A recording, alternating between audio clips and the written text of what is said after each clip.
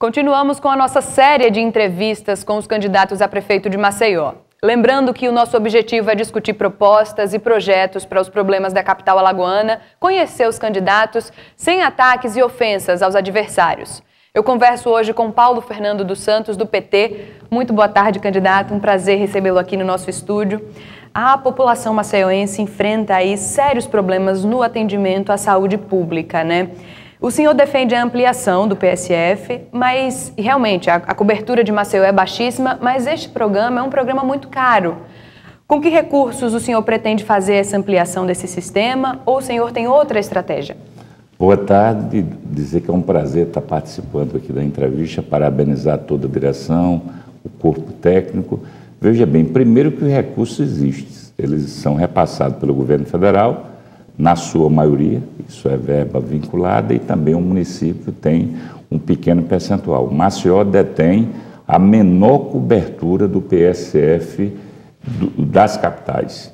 E no caso específico, a gente tem que melhorar, porque quem é o beneficiário desse processo? A população mais pobre. Então você tem que deslocar o eixo, ao invés de você estar priorizando a média e alta complexidade, que é o caso de Maceió, a gente teria que focar na saúde, o programa de saúde da família, porque essa capilaridade é que faz com que você faça o diagnóstico da maioria, inclusive das doenças que existem, focando na população que mais precisa.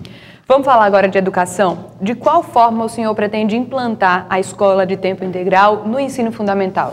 Primeiro, priorizando, fazendo um link com outras políticas públicas, né? Maceió, durante 5 anos consecutivos, foi a capital mais violenta do Brasil. E isso é motivo de indignação e qualquer candidato, eu que sou da classe política, com muito orgulho, a gente não pode ficar só indignado, tem que agir. Então você tem que fazer um relacionamento com outras políticas públicas, como segurança. Quais são os bairros que detêm os maiores índices de violência? Aí você tem no diagnóstico Benedito Bentes, o Complexo Clima Bom, o Complexo Lagunaio, o bairro de Jacinto. Esses bairros, se ele tem essa realidade desse diagnóstico, você tem que dar um choque de cidadania, a presença do município.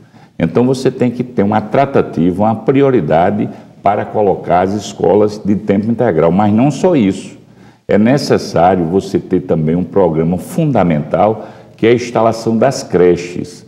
Está provado que o efeito cognitivo de uma criança, além da afetividade, a relação na escola, a primeiro contato com os números, com as letras, o cérebro é até os 3 anos. Então, esse equipamento público que hoje a classe média usa com muita capacidade, é a realidade das mães que vêm trabalhar, muitas vezes ela não tem uma mãe para cuidar, ela não tem uma irmã, e uma criança de 5, 6 anos toma conta. Então, creches e escola integral, na minha visão, são prioridades fundamentais para você melhorar a qualidade do ensino. Maceió é a capital com o menor IDEB do estado de Alagoas. A gente está discutindo qualidade. E isso é um problema, não é só da gestão anterior, de várias gestões, de candidatos que foram 8 anos e de candidatos que estão há 4 anos que não priorizaram. Candidato, com essa crise política que o PT vem enfrentando nos últimos anos, o senhor acredita que tornou-se um peso para um candidato levantar a bandeira do partido? Não, da minha parte não, com muito orgulho. Claro que é o mundo real, a gente vem num bombardeio midiático muito forte, né? E poucos partidos teriam condições de sobreviver, mas a gente tem um dado real. Enquanto partidos como PSDB, Democratas e vários outros diminuíram a sua filiação, o PT foi o único partido do Brasil que cresceu. Isso demonstra também que uma parte da sociedade compreende que essa crise ela foi seletiva, ela foi midiática, tem um corte internacional e nacional. Então, o nosso papel é, primeiro, fazer a defesa do legado do Partido dos Trabalhadores com muito orgulho. A realidade do Brasil ela existia até 2002. Quando você modifica em 2003, o Lula assume depois da presidente Dilma, você tem modificações estruturais fundamentais. Primeiro, valorização do salário mínimo, que era $80, foi para mais de 300. A efetividade do aposentado e diminuiu a burocracia, os programas sociais. Isso teve um impacto fundamental. E a região que teve maior impacto foi o Nordeste e o estado de Alagoas. Por isso que a gente tem orgulho do PT. Mas o senhor acredita que essa saída do PT do poder enfraquece o atendimento das demandas de um prefeito junto ao governo federal, por exemplo? Não, porque se fosse o caso, o prefeito que hoje está querendo votar, que foi durante 8 anos, candidato, um dos motivos que ele teve foi a relação com o governo federal de uma forma republicana. O atual prefeito é de um partido antagônico, a gente tem que ter uma visão republicana. E acredito que nenhum presidente teria uma visão mesquinha de retaliar a população.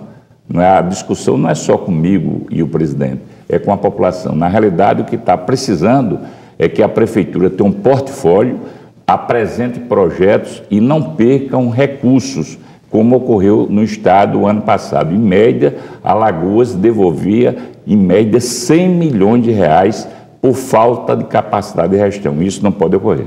Como é que a sua administração, candidato, pretende implantar aí a política de reciclagem de lixo? Eu avalio como fundamental. Você tem a parte tradicional, que é as grandes empresas, através do processo licitatório, mas a campanha educativa, ela tem que ser trabalhada. Você tem um processo educativo, começando das escolas, nas casas, e a reciclagem do lixo hoje é um paradigma do mundo. Como você poder fazer o processo de separação, estimulando a criação de cooperativas, de populações pauperizadas, e você não ficar refém dessas grandes empresas, que inclusive é motivo hoje, aqui em Maceió, de ataque de um candidato contra o outro, chamado máfia do lixo. E um dos motivos é essa descentralização. Ok, vamos agora então para a Guarda Municipal. Na sua gestão, como é que o senhor acredita que deve funcionar a Guarda? Não só a Guarda. Maceió é uma das poucas capitais que não tem programa de segurança pública. A Constituição de 88 definiu que segurança é dever do Estado. Isso foi em 88, a gente está em 2016. E a gente não verifica uma sinergia entre a Polícia Militar Civil, as polícias, no caso federal, rodoviária, e o município. Qual o papel da Guarda? Essa sinergia ela tem que ocorrer, levantando os pontos que eu falei dos bairros quentes, que tem maior índice. A Guarda ela tem um trabalho do ponto de vista patrimonial, num processo histórico de fortalecer aquele modelo que é a polícia comunitária. Não existe segurança, resultado prático, só na mão dos técnicos da segurança. Como a sociedade participar desse processo. É por isso que a gente adenda e defende como mantra a questão do orçamento participativo, que é você fazer a discussão da população, ela possa opinar, fazer diagnóstico e ela definir a prioridade com a presença do prefeito e não só no período eleitoral. O senhor tem aí 1 minuto para suas considerações finais. Primeiro, queria agradecer a vocês, principalmente os ouvintes, e por que sou candidato a prefeito? Sou candidato a prefeito porque percebo que a atual gestão e gestão anteriores não trataram Maceió com a devida prioridade. Maceió é uma cidade partida, bonita, com 1 milhão, com turismo sol e mar, um dos mais focados e mais visitados do Brasil. No entanto, a orla marítima, que tem um índice de desenvolvimento humano, um IDH, da Suécia, a periferia tem de Bangladesh. Então, essa cidade partida, ela tem uma alternativa. A gente tem que fazer um pacto. Eu avalio que o método é o orçamento participativo, como a gente colocar todos os poderes e principalmente a sociedade discutindo o seu bairro, opinando o que deve ser feito. Essa experiência deu certo em Porto Alegre, Aracaju, Recife, Fortaleza. Eu acredito que esse é o modelo, cuidar da cidade, por isso que eu sou candidato a prefeito. Muito obrigada pelos seus esclarecimentos, pelas suas informações, um bom trabalho para o senhor. Muito obrigado.